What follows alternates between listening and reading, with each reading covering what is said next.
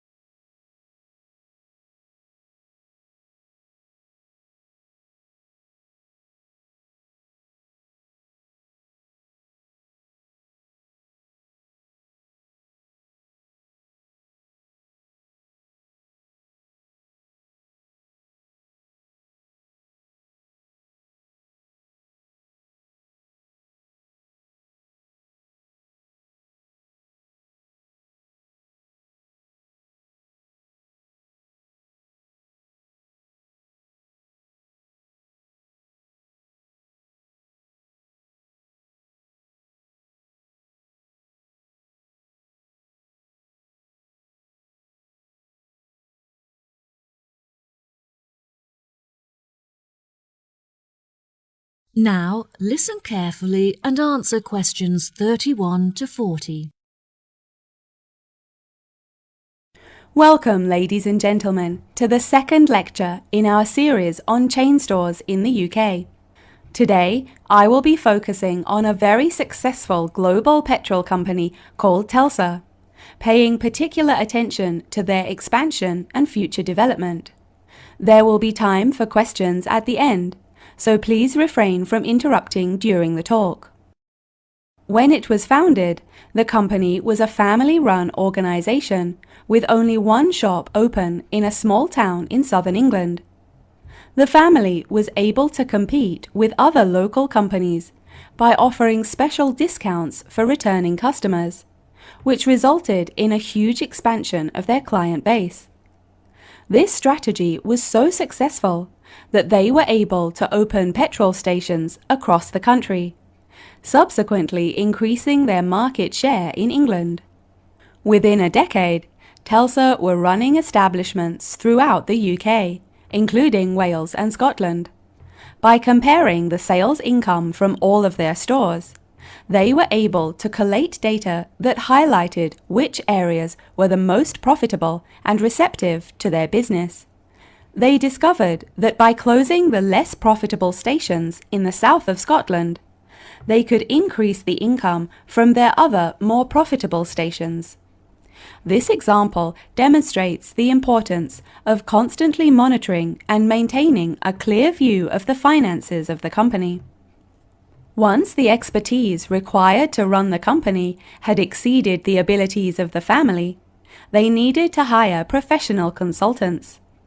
After assessing the company's financial statements, the consultants advised that Telstra close the head office of the convenience stores in Oxford. They deemed the head office unnecessary and identified it as a financial drain on the company, as the premises were expensive to run and generated no income. In order to avoid firing any employees, they transferred over 200 staff to other offices and retrained them to carry out their new roles. Now that Telstra had conquered the petrol market in the UK, they were able to branch out into other niche areas that offered prospects for profits.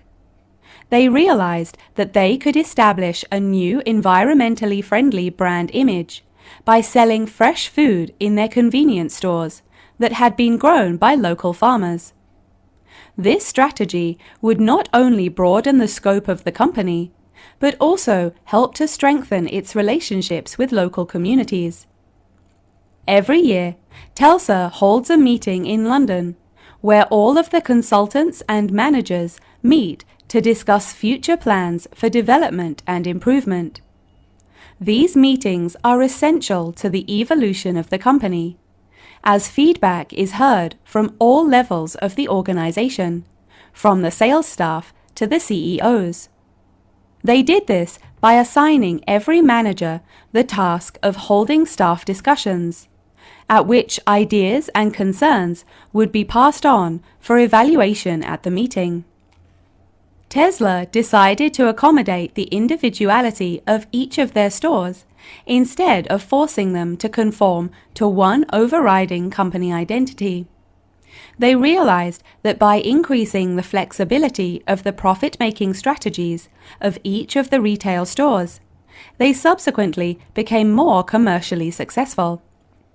The level of staff satisfaction also increased as a result, as the individuals felt that they were not being constrained to one way of thinking.